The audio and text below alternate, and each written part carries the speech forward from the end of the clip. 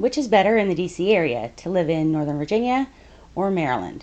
If you're moving to the DC area and you want to find out which is the best fit for you, stick around.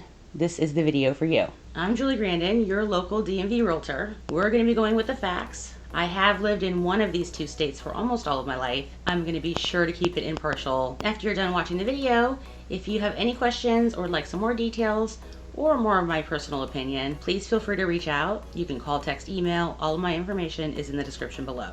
So first, and to get it out of the way quickly, we'll talk about taxes. Now, one big thing is that Virginia has a lower income tax rate, so Virginia gets a plus there. Also, property taxes are less expensive in Virginia. However, one big caveat to that is that in Virginia, they also have a separate property tax that's billed annually on your vehicles, which I know surprises a lot of people when they're moving to Virginia, that they're going to be paying taxes on a car that they already own year after year. So depending on whether or not you own a home, to catch the savings in the lower Virginia tax rate on real estate property taxes, and whether or not you own any vehicles, including cars and boats, RVs, that'll tell you whether or not you'll be paying more in Virginia versus Maryland for your property taxes each year.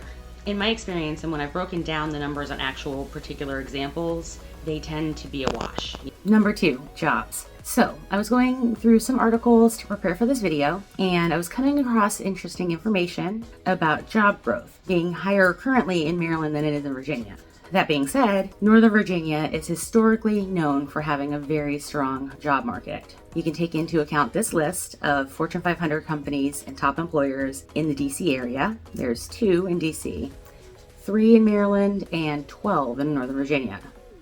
Beyond this list, you have numerous federal government employers in both states, in Maryland and in Virginia. Virginia, you also have the Pentagon, which employs close to 30,000 civilian and non-civilian workers. And in regards to job growth, Virginia hasn't needed it quite as much. Now with Amazon HQ2 halfway there and being finished in the next few years, as well as Virginia Tech's Innovation Campus, and the recent announcement, the Washington Capitals and the Wizards would be moving from DC to Northern Virginia, right near Virginia Tech's Innovation Campus actually. You'll be seeing a lot more growth soon and in the years to come.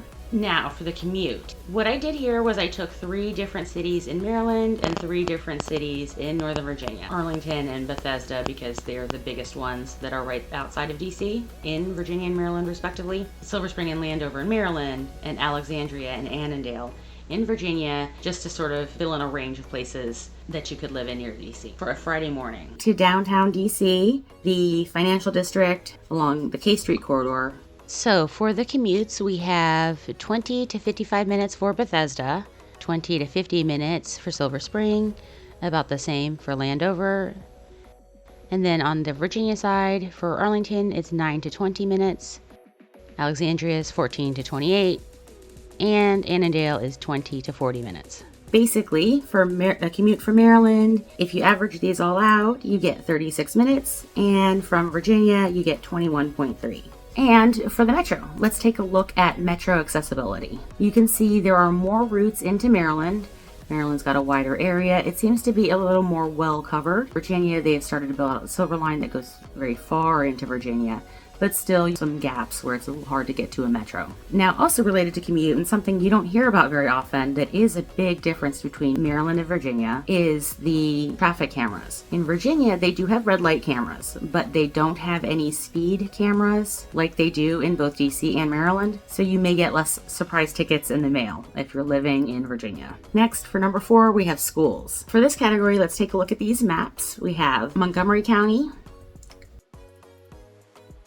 Prince George's County, Arlington, Alexandria, and Fairfax.